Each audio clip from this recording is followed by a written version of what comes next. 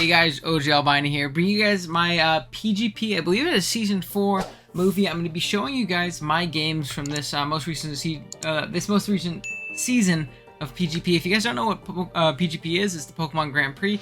It is a team tour of sorts where it's different leagues kind of gathering up the best of their coaches, or the coaches who are around really, and competing in a 7-game series every single week to see which league comes out on top at the end. So it's like a multifaceted league war. I've played in all 4 seasons of PGP now, and I'm kind of trying to keep up tradition where I've played for a different team every single season. Season 1 I played for NCP, and it actually... Fun fact for those of you who are, only know the PGP for now, when PGP originally started, it was an APA ran event, and it was a Wi-Fi tournament on Gen 7 Wi-Fi, and NCP was a part of Season 1. We won, so that was one of my earlier championships in my career. I don't think I won MVP for our team, but I think we went like 6-1 on the season. We played really well. It was a lot of fun. I had so much fun that tour, man. And then Season 2, I played for APA, and then at this point, it was all Showdown, because it was in Gen 8. Season 3, I played for the BBL, and Season 4, we were playing for SBT, which is a league I've uploaded 2 seasons of on the channel. We have made finals in both seasons of SBT, so we've played very well there in their top division. TCK asked me if I wanted to play for their team this season, and I said, heck yeah, let's do it. So we're running into this. Now, I didn't play every single week, mostly due to the fact that I just didn't want to. I really only wanted to play in weeks that I wasn't super busy. This is also going on at the same time as Clash of Kings, which I'm captaining in as a team tour, so I kind of took that a little bit more. That kind of took priority. But if there were weeks where I felt I had more time, I asked to play, and I think I have 5 games for you guys today, so it won't be as long as of a movie as some of the other ones have been, but there's some really fun games, and I have a really fun team, so I'm excited to show it off. Now, this is kind of a pick your draft kind of format, which isn't my favorite, but it makes sense with how large scale this is. You really can't have as many drafts as you would want to. Maybe you could, but it would be a lot, so I understand why it's a pick your draft format, but I kind of made my own team, and keep in mind, I don't get to just pick the best team humanly possible, because our team has to pick from a draft board, and we can't have any repeat mons or anything like that. So we can't have 8 Dragon Ball teams. Only one guy can have Mega Gallade and Aegislash, and that's me, kind of thing. So, yeah, we kind of ended up doing that, and I'll show you my team really quick, and then we'll jump into the first game. Our first mon is going to be Mega Gallade. I went with the Mega Gallade AG core, like we did in our first season of SVT, because it performed really well. I thought it was nice and thematic, and I love the offensive core and the offensive synergy, as well as the defensive value that Aegislash provides for Gallade, switching it on really everything that Gallade doesn't like outside of ghost types. So that's very nice. I grabbed Nidoking as another Pokemon that really just breaks offensively for Gallade really well. AG kind of handles all the bulky psychics. Nidoking handles any and all fairy types ever, which is really nice, obviously. Yeah, and so does AG, to be fair, but Nidoking's just a really fun mon. I enjoy using it a lot. Then we have Zarude. Gives me a solid Ghost Resist, gives me some more U-turn pivot momentum, which is great. It U-turns very well into Nidoking, whether it be steel types or bulky fairies that want to come in on Nidoking, or on Zarude. Nidoking's here to kind of wreak some havoc. Same thing with Mega Gallade, honestly. So Zarude pairs very well. And keep in mind, this is also 8-mon. Then we have Prim. Gives me a nice bulky water, as well as a very nice roll compression. More momentum, which is really important. Like I said, I want to have means to get into those top 3 members, which is great. Hence why we have Noivern. Noivern also gives me an incredible speed tier in 123. So something faster than Torn, which is really important to have in a team that is so weak to Torn T. So I gotta be very careful about that. Especially because my flying resist outside of AG is Alolan Golem. I figure this mon could be a lot of fun. It gives me a nice and solid rocker. It gives me a way to trap steel types. Things like Celesteela, which really annoy this team. It can pressure it and either force it into a Shed Shell or a Wakan Berry, or force it out and make it be Shed Shell, which are all advantageous things for me. But this one can honestly be a lot of fun for the squad to roll out with here. And my team outside of Gallade doesn't necessarily appreciate them, so that's nice. And again, U-turn momentum from Zarude into Golem could be nice. And then I got a fun mon in Zangoose I've always wanted to try. Again, I'm taking this a lot more lax, especially with the drafting process. I wasn't stressing about this one as much, so I wanted to have a really fun team. And Zangoose is going to be a really fun breaker on a squad like this. Again, especially if you could trap those steals with Golem. Look at this offensive synergy right here. But Zangoose is a lot of fun with the Toxic Boost and Facade and Quick Attack, Close Combat, things like that. It can do a lot of damage. It can Sword Stance up. They can Belly Drum even if we want to try and get that off. But it has great coverage. And it's really, really strong with that Stab Facade with 115 base attack. So first price point, I figured it'd be fun. And I want to try and bring some of these mons this season, because who knows when I'm ever going to draft Golem and Zangoose again, right? And I figure this is team 2. It can honestly function most weeks with just having top 6. So yeah, that's gonna be the team. Be right back with the first week. Alrighty guys, week 1, we are going up against the EGA, and we're playing against Piranha Plant here, who has a really solid team. You can see it listed in speed tier order right above me. Talonflame, Mega Diancie, Electabuzz, Hydreigon, Leafeon, Scizor, Swampert, and Galarian Slowking. A team I would personally love to use. I think this team's sick. Mega Dia, Hydreigon, Slowking sounds just like a blast, especially with Scizor or things like that. So this team's really, really solid. We have our work cut out for us, but we have a pretty fun squad this week. I'm going to go over it really quick, and then we'll jump into the battle. Now, keep in mind, I don't really remember the EVs. This battle happened, this one in particular, week 1, happened July 30th. So it's been like a minute. It has been almost, it's been about 2 months since I played this game. So I really don't remember what these EVs are really for, other than like just general ideas. I don't remember the specific counts. Now, with that being said, first up we have Golem. We are Rocky Helmet, Magnapole, Rock Slide, Stealth Rock, Fire Punch, and Toxic. Pretty offensive, but decently bulky. Now, originally I was kind of thinking about a Scarf variant to try and trap something like Scizor in and really do some work. But then I realized, one, if they're just Shed Shell, then that doesn't really work.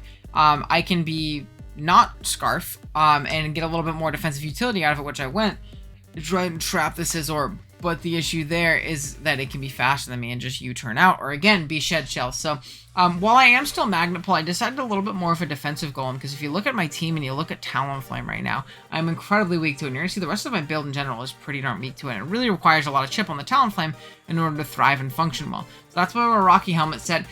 Stealth Rock is also going to allow me to not run rocks on my Nidoking, which you're going to see is very nice in a minute. And Rock Slide Fire Punch is still a nice solid combination to this team. Swampert is always going to Wallace, but catching that thing with a Toxic is very valuable for the rest of my team, as well as getting up solid rocks. Fire Punch is for the Scizor in case it tries to roost up on me, or for some reason it's not U-turn or Shed Shell or anything like that. I can catch it that way, which is nice. And then Rock Slide is just good general stab. But mostly this thing is to serve as a pivot into Talonflame and into Scizor, just to get crucial Rocky Helmet chip off on them, so that the rest of my team can thrive and function well. Then we have an Assault Vest Prim. This is going to function as a nice solid check to the Hydreigon. It's going to function as a decent soft check to Diancie in the sense that it always lives a hit from it, even if it gets like a random Calm Mind up, which is nice. We can burn things like Scizor. We can soft check things like Talonflame, which is again very, very clutch. E-Ball is for the Swampert, because in Pokemon, again, I require a lot of chip on for my team to really function properly, especially for like Nidoking. If it's like Spadef Pert, getting an Energy Ball off on it is really, really, really clutch. And then Flip Turns to grab Momentum on to Telegraph, G-King switch-ins, and things like that. Then we have a Choice Scarf for Zarude, pretty darn Spadef bulky, but still pretty offensive with Darkest Lariat, Power Whip, Rock Slide, and U-Turn. Just a nice solid revenge killer into things like Mega Diancie. Having a Scarf for Fast and Hydreigon is nice. Even if we can't necessarily hit it, we can do a lot of damage with U-Turn and pivot out into our Prim, which is nice. And that's probably what the Spadef was for, if I had to imagine, is to like take a Draco after rocks or something like that. I really have no idea though. But it's also something to break through things like Swampert and G-King and things like that. We have Rock Slide for the Talonflame, so pretty solid Scarf for overall this game. Good revenge killer. Then we have a very bulky, modest Nidoking rocking out with Earth Power, Sludge Wave, Ice Beam, and Flamethrower. If you look at his speed tiers, they jump from Leafeon all the way down to Scizor, which again allowed me to be incredibly bulky in my Nidoking. You're going to see that does come up pretty clutch in the game. And 4 coverage moves. These 4 coverage moves just hit everything ridiculously hard. Whether it be Sludge Wave for Talonflame, Earth Power for Diancie, Earth Power for Electabuzz, Ice Beam for Hydreigon, Ice Beam and Flamethrower for Leafeon, Flamethrower for Scizor, Earth Power for Swampert, and Earth Power for Galarian Slowking. We hit everything incredibly hard, and I don't need to run rocks on it, which is incredibly clutch, and we can kind of just dish out damage if we're able to position ourselves correctly with Zarude U-turns or Primarina flip turns. Then we have an SD3 attacks Mega Gallade. No priority, unfortunately, in like Shadow Sneak, but I really don't think it'll come into play. We can take a Speed Tie on Mega Diancie or just, you know, take care of the Talonflame beforehand, because we don't really touch Talonflame anyways, because we're close combat, Swords Dance, Earthquake, and Leaf Blade. Or Earthquake, because I figured that Colbur is much more likely on Galarian Slowking than something like Shuka is. Now, it can be Shuka, I suppose, for Nidoking, but I really feel like it being Colbur for Gallade / Zarude might be a little bit more beneficial for them. But regardless, if we can chip that thing down to even range of a +2 EQ through Shuka, we're in a pretty good spot. This thing just does really well offensively. Outside of the Talonflame, we just nuke everything on his team, which is nice. And Leaf Blade's a great way of grabbing an Oko and Swampert, because again, very annoying Pokemon. Especially for like Nidoking or our Wincon in the end, in our Shuckleberry Aegislash, which is also going to serve as a soft check to Megadia with Swords Dance, 3 attacks, just all stabs. If you guys remember our first actual SBT run when we lost in finals to JCM Shadow, he had a Mega Diancie and we had an Aegislash, and we kind of got bullied by the DNC because it was like protect encore. They could also be sub encore, things like that, to really bully me trying to go for King Shield and things like that, where I could just get off free hits on my team and really put a lot of pressure on me. With the combination of Swords Dance, Shadow Sneak, and Shuka Berry, as long as I'm healthy, I should never lose to that Mega DNC, because what I can do is I can come in, I can Swords Dance, and then throw off a Shadow Sneak on a potential Encore and do a lot of damage that way, which is obviously really, really clutch. We also won't die to an Earth Power in our Sword form, even if we're that frail, just due to our Shuka Berry. I think we just have to be of like above like 70%, and we still have that hit, which again, incredibly, incredibly clutch. So, that's going to be our Aegislash. Alright, that being said, I think it's time to jump into the game itself. Let me go ahead and hide the PGP thing there. You're going to see he brings the Mega DNC, Slowking, Hydreigon, Talonflame, Swampert, and Scizor. We're going to go ahead and jump into it. I am going to lead off with my Primarina. In turn 1, I'm just going to throw off an Energy Ball. I want to punish him for wanting to get up his rocks, and I can still very safely flip turn out on Glowking, and I'm not in the worst spot against if it comes in early, so I can get into something else. As I do go ahead and throw off that Energy Ball, do a good 67 showing this thing is incredibly Spadef most likely. This next turn, I am going to expect the Glowking pivot and him to want to save this, especially because it still checks the heck out something like Golem and just gradually gets leftovers over time on that guy, which is really clutch for him, so I don't think he wants to sack it yet. I am going to flip turn out on the Glowking coming in and get into my set Golem that I was just talking about and get up my rocks. Now, this is unfortunate because it does allow the perk to come back in and just slowly get that 6%, 6%, 6% back every single turn. But really, at the end of the day, there's not much we can do about it. I'm going to go hard Zarude, and I'm going to elect to U-turn here. He does stay in, which is definitely very aggressive, trying to grab momentum. I guess assuming the U-turn, because Power Up is just not a click into this team right now. Being that he has 4 Pokemon that just violently resist it. So it was a bit of an aggressive play that ended up paying off for him, especially because he didn't necessarily need Swampert at that point either. But regardless, I go into Prim. I take the flip turn as this Glowking is going to come in, and I'm once again just going to flip turn out. I believe I go into my Golem because I'm okay with taking a Sludge Bomb if that wants to come out. We are going to see a Future Sight. I think this turn I am going to throw off a Toxic, catch the Swampert to mitigate that leftovers recovery that it's getting every single time it wants to come in, right? So the Toxic's going to come off on this guy and mitigate those leftovers, and I'm going to make this Root pivot once again, which is a bit risky because, like, maybe an Ice Punch comes out here and does a lot of damage, potentially putting me in range of rocks, but being that there's a Future Sight up in the air, I didn't really want to take a flip turn into a Future Sight on anything at all, or even just an Earthquake into a Future Sight on anything at all. That's, like, essentially a KO into my team right now, so I felt like I was needed to take that Zarude pivot. As Zarude is going to come in here, he's going to flip turn, and thanks to me being a Dark type, I am going to avoid this Future Sight, which is really nice. The rest of my team isn't chipped by that. Golem is going to be my next switch of choice, as the Scizor is going to come in. It's going to take a little bit of Rocky Helmet chip, and he is going to switch out, and that's another valuable thing about Golem this week. Even though it wasn't necessarily meant to trap the Scizor, him switching out hard on me shows me that he was indeed Shed Shell, which is really, really good information to know. I am going to throw off a Fire Punch here, and unfortunately not going to be able to take out the Swampert this turn, so Golem is going to make the ultimate sacrifice here, but it did technically kill a Swampert with that toxic damage. So Golem with the first KO of PGP Season 4. I'm going to go Prim here, as Talonflame is going to elect to come in. I'm okay with taking this trade. I still feel like I have means of checking Hydreigon and beating it, whereas I don't have as many means of checking something like a Talonflame right now. So I am just going to throw off a Scald. Or a flip turn. Sorry, I figured they would take it. I save it. Just kidding. I'm wrong. And I'm going to go out into my Zarude. I am going to throw off a Darkest Lariat. I might get burned, but I don't want to miss. I don't want to cover everything else wanting to come in.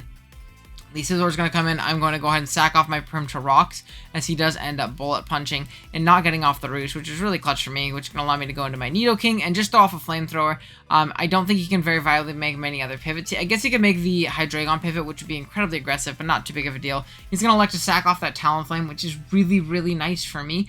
That thing going down is great for things like my Mega Gallade, my Zarude that's still here, and my Aegislash in the back. Hydreigon's going to come out, and if it's like a Specs variant, I really just don't switch into this thing, so I'm going to stay in and kind of gauge damage and see what I wants to go for. But keep in mind, I am incredibly bulky on this Nidoking, so he does need to be a boosting item to kill me. He turns out to be a boosting item, but Life Orb Outrage, and because Hydreigon's just not as strong on the physical side, we're going to knock it out with an Ice Beam there. So Nidoking with that clutch bulk investment that we were able to get due to the speed tier. So whenever somebody tells you that speed tiers don't matter, don't listen to them, because I would have lost a Pokemon to that outraging, what do you call it, Hydreigon, which has been really, really bad for me to lose Nidoking like that. And I would have been able to adjust from there. Like, I could have gone into Glade, I suppose. But it was clutch, right? We're going to force the DA in. It's going to Moonblast. And this turn I'm going to go into Aegislash. It does substitute, which is fine. Like I said, I am going to throw off this Swords Dance. And because I am expecting a potential Encore right here, I do throw off a Shadow Sneak immediately because I know I can still live in Earth Power from this range at 94. And I can 2-hit KO with Sneak into Sneak, you know, after we break the substitute. So we are going to knock out the DNC there. Scizor's going to come out. Provided we live this Bullet Punch, we will win the game. We do on just 3%, which is pretty darn low, but we're able to live. And then Glowking's going to come up. We're going to seal this up with our Aegislash, knocking out with a +2 Shadow Claw. So nice little AG sweep, nice little win week 1. Pretty solid game. I was pretty happy with how I played that. Golem put in the utmost, getting up the crucial rocks, getting rid of the pert, chipping down things like Scizor, giving me information on Shed Shell. So lots of fun. Like this team a lot. And let's jump into week 2.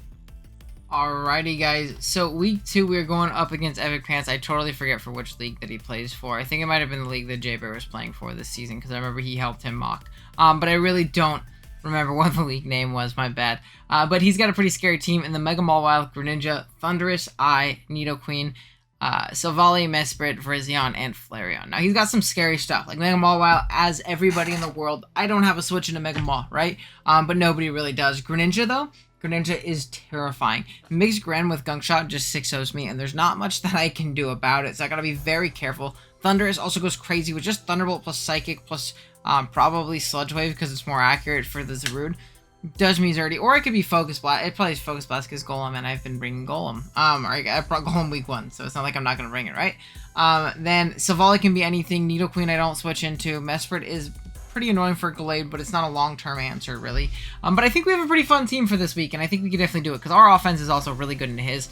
In particular, this bulk of Gallade looks amazing. We are dual stabs plus knockoff. Does really, really solid. We have to avoid, like, Thunder Waves from, like, Mesprit, which I'm assuming is going to be his main mode of beating this thing, because, yeah, otherwise I can just set up bulk ups on it and then beat it 1v1 very easy, so we're going to have to be careful around a Thunder Wave. We have a Choice Band Aegislash, which is really well offensively. Right now, his Ghost Resist is a Greninja. So Shadow Claw just is incredibly free. Now, he could bring like a Silvally Normal or Dark, but we do have Close Combat to also hit that, and Greninja for an Oko if we really do need to. So those are nice options, obviously. We have a Life Orb Nidoking with just 3 attacks. Earth Power, Ice Beam, Sludge Wave, Stealth Rock. Pretty simple stuff, but it does really well offensively. We can live a hit from Thundurus. It's not boosted or boosting item. And do a lot of damage, especially because Mesprit is more than likely to be Fizz-Def this week to check our Gallade. So Sludge Wave is going to do a lot to that little guy. Then we have a Choice Scarf Primarina. We are pretty darn fast on this thing as well. Surf, Ice Beam, Moonblast, Flip Turn. We're here creeping a max speed Thundurus. Now, if Greninja is smart, it can creep a Choice Scarf Primarina, but I'm kind of hoping he doesn't, and he creeps my Gallade, because if he creeps Gallade, I do outspeed him with my Prim, and that's one of my main ways of beating that thing, so gotta be very careful. We have a Heavy Duty Boost Noivern. We're just 4 attacks here. It does really well. It's a good offensive pivot. With all of its coverage moves, it can be very annoying and very tough to deal with. It is something faster than Greninja as well, which is incredibly clutch. And then we have a Choice Scarf Golem. So mono Scarfers below base 60 and below. But even worse, this is base 45. We are Stone Edge, Thunder Punch, Explosion, and Earthquake. This thing is here to trap the Mega Mawile. We will live like Sucker Punches from it because we have very good natural physical defense.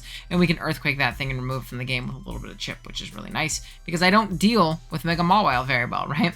So that's obviously great. Now, let's go ahead and jump on into this. I am going to lead off with my Scarf Primarina, because I feel like it does pretty well into the most likely Nidoqueen lead. Especially I might be able to catch him off guard, him trying to throw off a Sludge Wave, or maybe even getting up an aggressive Rocks as I pivot out into something else. And I don't deal with Nidoqueen particularly well defensively, so I am going to just throw off this Surf, as Thundurus is actually going to be the pivot out, and we do 2-hit KO this.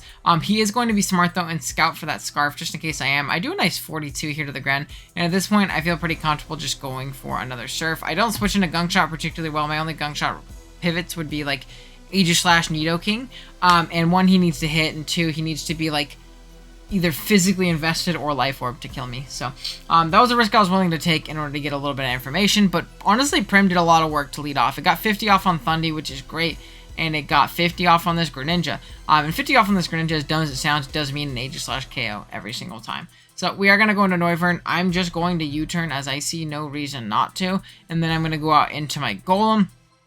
just to threaten some damage on something. He does U-turn out because he is going to be faster than me even with my Choice Scarf.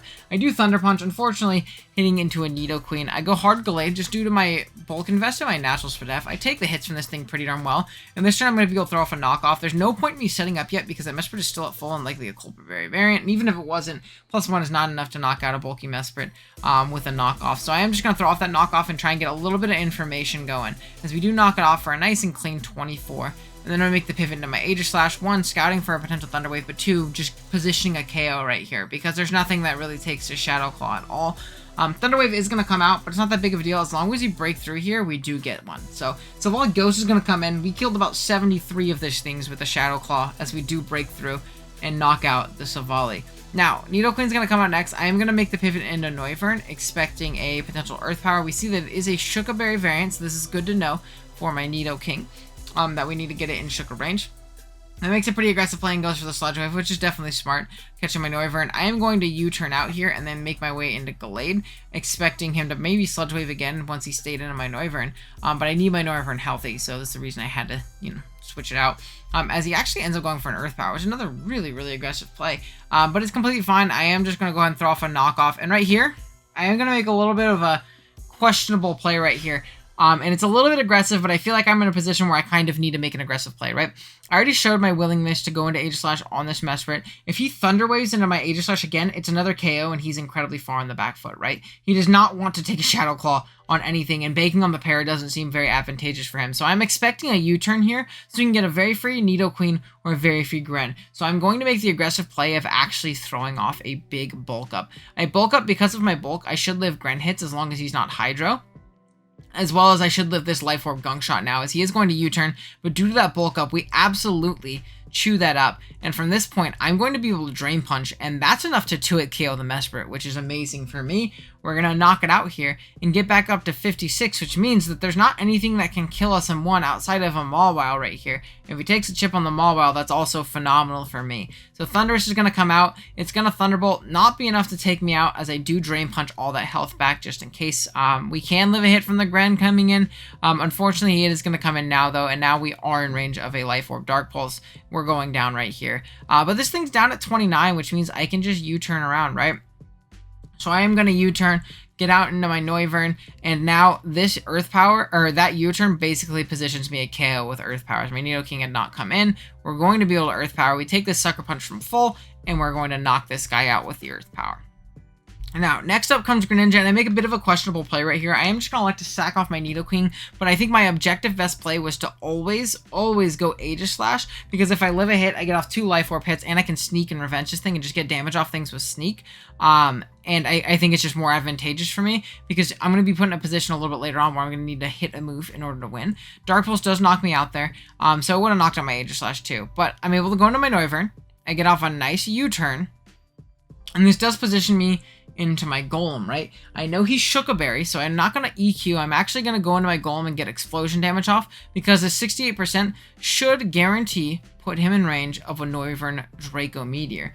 But now I need to hit a Draco, but thankfully we do. Again, I think my objective best play was to sack Aegi, so I still had my Nidoking in the background, because what I could have done was just Earthquake into Earth Power and won the game like that, completely freely, or just like Explosion into Earth Power. That also would have worked, because the thing definitely died from, what, a 28 to a Life Orb Earth Power. But again, you live and you learn. We weren't punished, which is always nice. And we're able to take home a dub week 2 here against Epic Pantheon. A really, really close game. A really offensive game, which are a lot of fun. Really invigorating stuff. And yeah, let's go ahead and jump on into our 3rd game of the tour.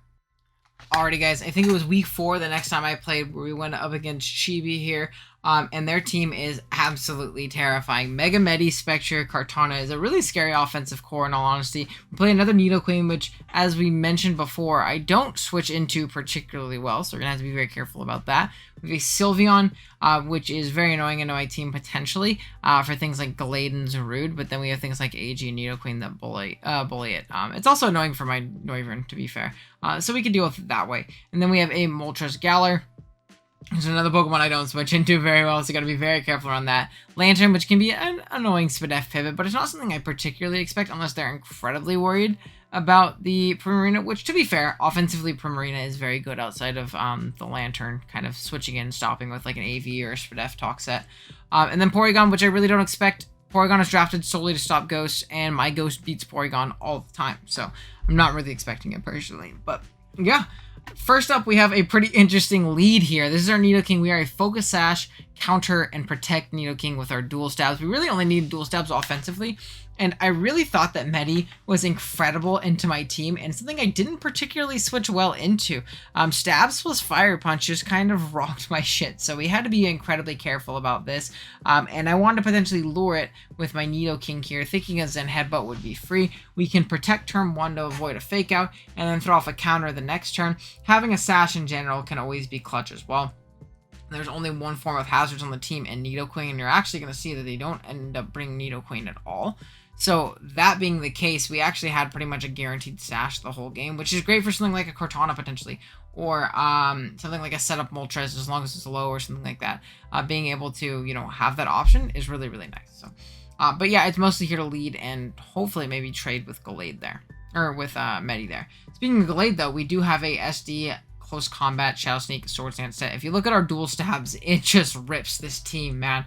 Nothing wants to take a Zen Headbutt or a Close Combat, especially at +2. And Shadow Sneak is great for picking out Spectre, especially at +2. We start doing ridiculous amounts of damage to that thing. And as long as the rest of our team can force damage on it, it's fine. Speaking of Spectre, our check is next in our leftovers Zarude with Power Up, Darkest Lariat, U-Turn, and Jungle Healing. Jungle Healing is a move that will heal us by 25%, which is decent, but mainly it is also going to heal us of any status conditions, which is really important into a Wisping Spectre that can kind of snowball and get out of hand very fast against us. So we want to make sure we have a very solid answer to that guy. We have a heavy duty boost Frisk Noivern again, which is dual stabs, U-turn, Roost. Does very solid, something to outspeed the Medi, something to outspeed a non-Scarf Cart, which is also nice, and just pivot around and things like that, which is really nice.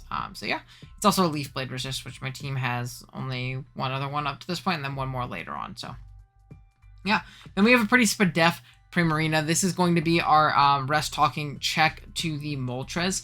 Depending on how offensive it is, we can take Hurricanes on very, very well and rest talk up to, you know, remain healthy. Also, if we're healthy enough, we can take hits from things like Medi as well, which can be clutch. We can probably take it from non-life or Nidoqueen pretty well as well. So again, these are all pretty clutch things. And then lastly, we have an SDing Aegislash with Iron Head, Shadow Sneak, King Shield, and Swords Dance. Yeah, we don't have a way to necessarily immediately kill the Kartana, but Colbur will allow us to live a hit, and I figured having Iron Head and Shadow Sneak was kind of more valuable for me personally. And with King Shield and Swords Dance and things like that, we could potentially break past something like a Kartana pretty darn easily. So really the only thing stopping this set from sweeping is going to be the Moltres staying healthy. If we can get rid of the Moltres, we're going to be in a good spot here for our Aegislash. All right, let's go ahead and jump right into our third game here against Chibi. Like I said, we do see the Medi. We see Lantern over Nidoqueen, which makes a little bit of sense. I figured Nidoqueen would come, but it's not the biggest deal in the world. Moltres' lead is going to come out into my Nidoking, so I am going to pivot right into Prim. Unfortunately, I'm going to get crit confused immediately. Thankfully, we can live another one, though, so I'm going to kind of roll the dice and hope that I wake up here and get off a big rest, which is obviously really, really nice. Staying nice and healthy. Lantern's going to come out. It's going to Thunderbolt. Zarude is a very safe pivot into this Lantern as well due to our jungle healing. I don't have to worry about being skull burned, and I can just U-turn around, which is really clutch. So the Moltres is going to come in. I am going to U-turn out on that guy, get into my Prim, and get a nice sleep talk off, kind of burning a turn of sleep, which is nice in case I need to rest up a little bit later, right? So I am going to rest there, unfortunately. But again, get out into my Zarude on a Volt Switch. I'm okay with playing a little bit more passively in this instance. Kartana is going to come out, and expecting a Sacred Sword or a X-Scissor, I'm going to make the pivot on Noivern. I also make this pivot because knockoff and a knockoff won't 2-hit kill me if it is a Scarf variant. And I can see a knockoff coming out right there, obviously. So I do make that pivot, and because there's no rocks on the opposing side, I don't need my boots whatsoever. So I am going to take an X-Scissor, actually, which is not what I expected at all, and just be able to U-turn and grab a little bit of momentum here. Zarude's going to come back out, and once again, I'm going to U-turn. Lantern stays in, which is, again, very aggressive, but not the end of the world, right? I'm really not too concerned about that thing staying in, because it's not getting any healthier, right? There's no leftovers. It's not resting. I'm pretty sure this thing is probably going to be AV in this matchup. So I'm going to make a pretty aggressive pivot out into Nidoking. I assume if you're going to stay in there, you're going to try and grab momentum, not get off 2% with an Ice Beam. If I do Power Whip, right? You're expecting me to U-turn out. So I do make that Nidoking pivot. And then I'm going to go out into my Zarude to, again, take some kind of offensive water move, as we do see a Moltres instead. But I am just going to U-turn out right here, get into my Primarina as a Hurricane is going to pop, again, doing 50 freaking %, which is insane. But because I burn those sleep turns potentially, I can wake up if I do get a miss. If they do get a miss right here, I'm going to hit myself in Confusion. And at this point, I kind of have to sack off my Prim or wake up, which we do, or dodge and wake up, which we do. Get off another rest. Hurricane's gonna pop. Again, they're kind of playing with fire here, though. The fact that they haven't been punished and hit with that Moonblast yet is lucky in its own right. So I don't feel too bad about the Hurricane misses. I'll be 100% honest, because these are plays in which they should be punished, to be completely honest. But they're kind of getting bailed by me not getting the right rolls or hitting myself in Confusion. I believe I am just going to Moonblast right here, expecting them to want to stay in because they haven't been wanting to switch out. Unfortunately, they do switch out into the Lantern this time, but again, that's super AV. It is going to get stay that nice and low, especially because you're going to see that the Sylveon is not a Wish variant. I'm going to make the hard pivot out into my Aegislash here on a Hurricane, just because I don't want to U-turn put this thing in Berserk, right? That just doesn't gain me much from 53. It does take hits as well as it really needs to. As this Hurricane's going to pop, I'm going to get down to 73, and this turn I am going to make the pivot out into the Zarude, or my Primarina, to try and get in on a Fire Grass so I can rest up afterwards. Fortunately, the Lantern does make that pivot. I'm going to make my Nidoking play right here and throw off an Earth Power. Unfortunately, due to the fact that I'm not Life Orb on this set, I'm not going to knock it out with a Earth Power, but again, that's fine. I'm okay with finally getting rid of this Lantern, because then my Primarina becomes a little bit more obnoxious and can really, really beat down this team. I have to figure out who Eagle-Larper is, because they lurk in all my games and talk shit. I have to figure out who that is. I have to figure out the Basement Dweller. But Moltres is going to come out next. I protect this next turn to see what it wants to click. And the next turn, I am just going to go, as well as waste some Hurricane PP. Throw off a Sludge Wave, unfortunately not get it. And then I'm going to go into my Gallade and knock this thing out with a Close Combat. Again, Close Combat was a pretty darn free play at that point, outside of the Sylveon. But Spectre is going to come in next on my Gallade, force it out as it does Will-O-Wisp. That's completely fine, though, as it Will-O-Wisp again, maybe expecting me to double out. I have no idea. Maybe it was a choice variant. And it thought I would switch, but I do just Jungle Healing, and this turn, I am just going to throw off a Dark Slayer in case I want to switch in. Now, I am going to crit that Sylveon and switch in, but do 38, showing it's probably much more offensive and not very Fizz-Def, and that hit puts it in range of the Mega Gallade, which is really, really clutch. As this next turn, I am just going to U-turn out on the Kartana coming in. I potentially could have knocked it out with Power Whip, but that wasn't a risk I was willing to take at that point. And I'm going to go into my Noivern. And then just off a big Hurricane, do 33% to this Sylveon, showing that it is a 2-hit KO. It does reveal the Quick Attack, as I unfortunately missed my Hurricane, but my opponent missed a million of them too, so it's not something I can get too upset about. So right here, I am going to make the pivot to my Aegislash to make a solid double onto Spectre, but again, I have just like the best Spectre check in the game, so I'm really not that worried, as I can just once again grab some nice U-turn momentum here. Get out into my Aegislash, and I am going to King Shield just to see what this cart wants to do, as it does go ahead and go for a knockoff right here. We know it's Scarf, so it's locked into that. And another thing my opponent has to think of, I haven't shown lefties. Not only could I be Cold Berry, I could also be like a Weakness Policy variant, and that into a Swords Dance could be just detrimental to this thing. So I am going to go ahead and throw off once again a Swords Dance, King Shield, and see what the Sylveon wants to lock into. It does Shadow Ball, so they probably weren't thinking about Weakness Policy, because if I was and I Swords Dance again as they Shadow Balled, like the game was super, super over. But even then, from this range, everything should die to a +4 Shadow Sneak. As we knock that out, Spectre's going to come out next. Showed 2B Kasib, but thankfully, since we got a crit, we did knock it out. I believe it might have been a roll severely in my opponent's favor, and that does definitely suck, but I don't think I was in a position where I ever lost this game from this point. Like, at all. Especially because the Sylveon was dead, and so chipped, beforehand. I really don't think there was a position in which I was going to lose, but the crit kind of sped it up. In the sense, yeah, that we're going to be able to knock everything out with a +4 Shadow Sneak here, and win our third game, and hopefully move on here. Alrighty, guys, week number 6 is this next jump. We were just in week 4. I sat for 2 weeks, and then week number 6 rolled around, and we were playing against, I believe their name was Koala Rampage, and they have a pretty terrifying squad. One of the reasons I really want to use Mega Sceptile was perfect for this game, man. I really struggled with like a Swords Dancing Sceptile. Its coverage of Dual Stabs plus Earthquake just ripped my entire team. And it really made me want to try this thing because whether it be Swords Dance sets or the more immediately powerful special sets, it can be really tough to deal with. That plus Coco. Starmie was a Pokemon that was incredibly annoying for my Gallade to break through if it was like a defensive Colbur, Thunder Waving set. That could be really annoying. Obstagoon I don't switch into. Orbital Webs are really annoying. Nidoking I don't switch into. We played 2 Nidoqueens at this point, and now we're playing a Nidoking. So great. 5 games, 3 Nidos, and I have one of them. So awesome. And then we have Skarmory and Emboar, which can also be very annoying. Emboar is something I don't switch into very well, but I actually kind of slept on this prepping process, I won't lie. And we'll kind of talk about that when we jump into the actual battle here in a second. But with that being said, we can go ahead and jump on into it.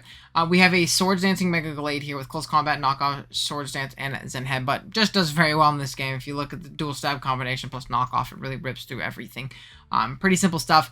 Zangoose is making its debut with Facade, Swords Dance, Quick Attack, and Thunder Punch. If we get up a Swords Dance and Terrain is up, and the Skarmory Sturdy is broken, so lots of contingency plans, we can just knock that thing out, and really there's no other normal resist on this team. Facade just claims one, which is really, really cool. Or if you can just force chip on the Skarmory in general, that's great for our Mega Gallade to potentially come in and win the game a little bit later. Then we have a Choice Scarf Zarude. Pretty simple stuff. It's a nice pivot into Mega Sceptile. We can U-turn out and do a ton of damage and then KO with the next U-turn on a sack or something like that. But again, it also just revenge kills things like Starmie, even Coco with a little bit chip, Nidoking, faster Scarf than Obstagoon if it's a weird Scarf set. Same thing with Emboar, but we're kind of walled by Emboar. Not walled, we're very hard checked by Emboar. Then we have a Pyapa Berry, pretty bulky Nidoking, Earth Power, Sludge Wave, Stealth Walk, and Thunderbolt. This thing here is mainly a Coco check. I was really scared of like not the weakness policy, the stored power kind of sets. So we are Pyapa Berry, so I can take, I believe, a like an Electric Seed, +1, +2, +2. Stored power. I believe I can take after rocks or something like that. I don't know if that's rocks, but I can at least take that and really chip down and force that thing out, which could be really nice as well for our team, especially considering we do have a Shadow Sneak on our Aegislash right here, as well as Quick Attack on our Zangoose, so double priority into stopping that Coco. But Aegislash, it somewhat pivots in on Sceptile. We could take a +2 EQ from it very nicely and throw off a big Shadow Ball. And then Shadow Sneak plus Close Combat hits everything very hard as well. I felt the need to be mixed this week, though, when we're playing into things like Skarmory. I didn't want Shadow Claw, but I did want the Sneak and Close Combat coverage because it hits the things that, Shadow Ball doesn't right now. So that's obviously very nice. I was originally Shadow Tag. I think I had Specs at one point as well, but yeah, I ended up settling on this more Shuka supportish set, but not really, still here to do damage. And then we have a Defogging Noifern with Hurricane, Defog, U-turn, Flamethrower. The reason we are Defog right here in this slot is because I really felt like I struggled if Webs went up. I did some Ox with TCK, and I quite simply could not win the game if Webs ended up going up. So I wanted a way to ensure that they weren't on the field at all. All right, that being said, let's go ahead and jump off into it. We're going to start the game off, and I'm going to realize that I actually did not bring my water type. So something like an Emboar lead is very freeing to me. So I'm going to lead off with my Noivern in order to try and deter that. I'll also be able to frisk its item and know if it is Choice Band or Scarf, because it's going to kind of dictate how I play around it. Thankfully, it's not Choice Scarf and it's banned, which means most of my team can't outspeed and revenge it, as I am just going to go ahead and throw off a U-turn this first turn right here. I'm not expecting this Emboar to want to stay in and just die. I'm going to go into my Nidoking right here. I'm not going to elect to get up my rocks initially, as I know that the Orbital is likely to pivot into my Nidoking, and if it is, I'm going to have to defog away these webs eventually in a second anyways. So I do just off a Sludge Wave to get a little bit of chip off on this guy, which is nice. And then I'm going to make the pivot onto my Noivern, as he does go for the Sticky Web. I am going to go ahead and throw off a defog, as something I didn't expect when prep happened, and Defiant Goon comes in. Unfortunately, I just don't have a switch into this thing's dual stabs. I know that it is most likely a Scarf variant, the way that it was just brought in and played in that way. But thankfully, we are able to live this +2 knockoff, and I throw off a big Hurricane, and I get a very lucky Confusion. What this Confusion does is he probably doesn't want to risk this thing. It does really good into this game. I'm going to actually U-turn here to grab some momentum, and if he hits himself, I get nice and slow momentum into something else on my team, like my Zangoose, which I can pick this thing off with a Quick Attack, or I can go into my Zarude and U-turn, so there's plenty of options. Now, I don't, immediately lose to this thing, but it threatened to KO very much so if I didn't get that lucky play off. So right here, I'm going to U-turn, as Coco's going to come in.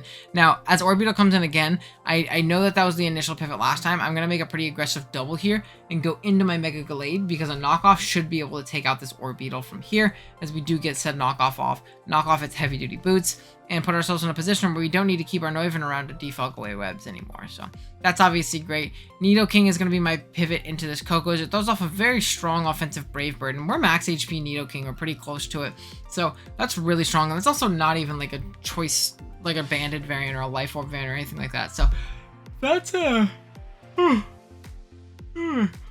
very interesting to note that if you're ever struggling to break the Nidoking in your Coco matchup, just bring Brave Bird and just do it. KOs that shit, right?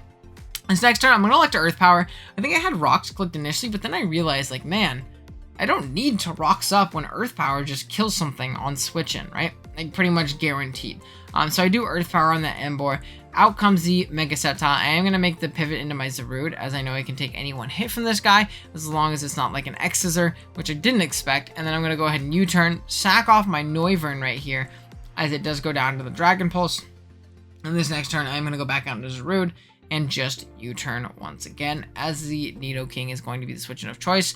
But this gets me my Toxic Orb activation and my free Facade as Zangoose comes in and kills something immediately. Now, I'm going to go for a quick attack. Oh, I did not mean to do that. I'm going to go for a quick attack here with my Zangoose into the Obstagoon, because I don't really have a switch into it, and I want to free switch into my Zarude to U-turn out, as my Zarude can very closely win the game soon too, provided we hit power-ups and things like that. And I just want to chip off on this Obstagoon if for some reason he did make a weird play, as he does Parting Shot for some reason, which is again very interesting, being that I didn't switch into the move knockoff at all.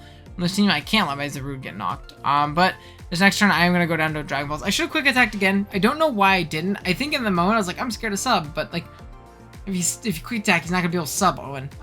Dumb play, but it really does not matter, as I am just going to be able to U-turn out right here, knock it out. So that damage didn't matter whatsoever, obviously, as you're going to see. Go out into my Gallade. I'm fine with him Brave Birding right here. And the reason I went into Gallade is because I lived one hit from Obstagoon. And if you want to go into Coco, I could force him to take a bunch of Brave Bird chip, which is really nice for Zarude, not having to lock a little bit later. And if not, I can just knock this thing out with a Zen Headbutt, which I do. And then Obstagoon's going to come out. I am going to sack off my Gallade. We're not playing for diff right now. And then I'm going to be able to knock out the Obstagoon with a U-turn. And we'll take home this fourth game. So we're 4-0 going into this. Going into next week too, I played the final week, which was week 7, and our team needed to win the series in order to make playoffs, and even then it was a small chance. So I'm having a good tour, but we really need to boss up next week and hopefully win and carry our team into playoffs. I'll be right back with that one. Alrighty guys, week 7, we're going up against Divinia, and this matchup, remember how I said I had to win? Not good in the matchup like this, right? So we can go ahead. This is the first Torn we've had to play all season, and I didn't realize how violently weak to Torn I really am until I started building for this matchup. The combination of just like knock plus U-turn just 6-0s me. And Hurricane. It could also be a Nasty Plant variant, very, very much so viably. And really just do a lot of work to me, especially if they just chip down the goal, and that's not coming into this matchup because it's really bad into the Mega Chomp matchup, where I also lose to Mega Chomp. So that's very, very tough. So Volley can be really annoying. Bisharp, I don't switch into Bisharp whatsoever. Primarina also just does ridiculous amounts of damage to my team. Defensively, this matchup is abhorrent, and it's very hard to position myself offensively when Torn can pivot in and you turn around and just be obnoxious the whole game. So we'll see what we can do, though. I have a pretty fun squad here. We have a Choice Band Zarude, which does amazingly this game. If you look at our dual stats with close combat, we rip through everything on this squad. So I'm hoping Zarude can do some breaking. We have a Swords Dancing, very bulky, or decently bulky, Close Combat Earthquake, Triple Axle, Swords Dance. I mean, Gallade, again, we are Earthquake because it hits things like Glowking a little bit harder, which is nice. We have to chip down things like Primarina for this to win. And depending on how offensive the Torn is, we can live some Hurricanes some of the time, which is nice. And we have a Life Orb Nidoking, pretty darn offensive. Again, Earth Power, Sludge Wave, Ice Beam, and Stealth Rock. Does really well offensively if we click the right button. Our Stabs plus Ice Beam just rips a team like this, a new one. Just absolutely demolishes it. So that's going to be really nice. It's also a decent rocker because the forces good switches. Then we have an SD 3 attacks Mega Gallade, or not Mega Gallade. We are SD 3 attacks Mega Gallade too, but we have an SD 3 attacks Aegislash as well with Shadow Claw, Shadow Sneak, Close Combat, and Swords Dance, which is really nice. A Choice Specs Noivern. Very strong offensively. Hurricane is very hard to switch into. Also something like the G-King, which I can get a U-turn on and put myself in a good position offensively against it with like Aegislash, Nidoking, or Zarude, which is very nice. And then we have a 4 attacks Zangoose with Facade, Knockoff, Close Combat, and Quick Attack. Just solid offensively, does a lot of damage, and can force switches and things like that, which again, really clutch for me. Alright, let's go ahead and jump into it. We're going to go ahead and start off this game. I believe I do lead off with my Noivern. We're going to Frisk and see that this thing is a Choice Scarf variant. Thankfully, Prim's pretty slow, like we mentioned when I brought Choice Scarf Prim, so I am going to be able to outspeed that thing. U-turn as the Aegislash is going to come in as a flip turn comes off and gets into that guard chomp. I'm going to make a pretty aggressive play and going hard Noivern right here. I'm expecting an Earthquake or a Swords Dance.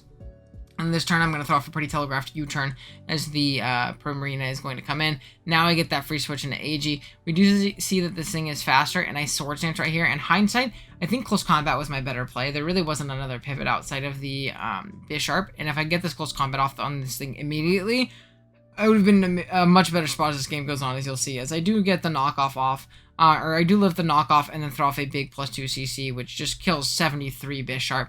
But we're very, very low in exchange for that. So Noivern, I am going to come out on the guard chomp next, as it does throw off a scale shot right here. Doing a good 34. Thankfully, only 2 hits, which I kind of got bailed right there as well, which is really nice.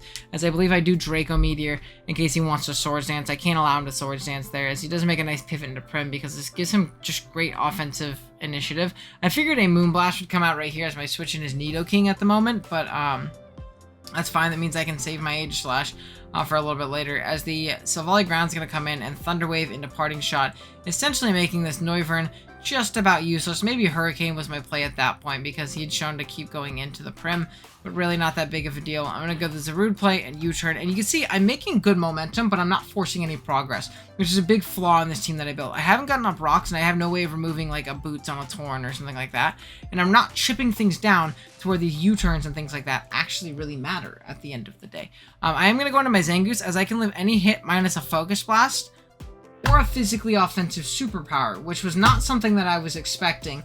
And this just puts me in a position where this game is like almost unwinnable. It is actually Eject Pack, which is very interesting. I'm assuming this for the golem that came, so that's on me, I suppose. As right here, the Prim is going to come out. I U-turn for some reason instead of Power Whipping. I lived a Scarf Moonblast, which I calced, but they don't know if I lived that or not. I probably just should have thrown off a Power Whip there, but not the biggest deal in the world. I'm going to overplay again, try and get up my rocks right here. As I do get up my rocks, as this thing goes up for a Moonblast, it drops my special attack. I'm going to sack off my Noivern and then get back into my Nidoking here in order to knock it out. Realistically, though, I think I probably knocked it out with a -1 Sludge Wave from 55, but what can you do? This game is not going too well for your hero. Silvally's going to come out. I believe I just throw off an Ice Beam here, as it does end up defogging. Unfortunately, we do not knock it out, as a multi-attack is going to pop. I couldn't really switch into anything else, unfortunately, as Gallade's going to come in. I believe I just throw off an Earthquake to knock this guy out.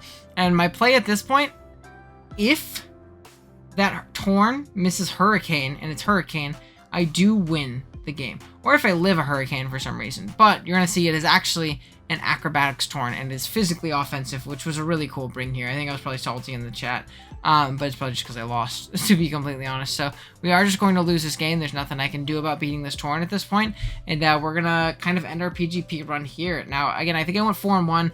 I don't think they do awards for teams, but I think I performed the best out of my team, so I'll probably put that in the title, just a clickbait or something like that. Sorry if that makes anybody on the PGP squad upset, but I think I played really well this tour. This is a really bad matchup, and you know, he brought some really cool innovative prep here with the Torn, so there's only so much that you can do, right?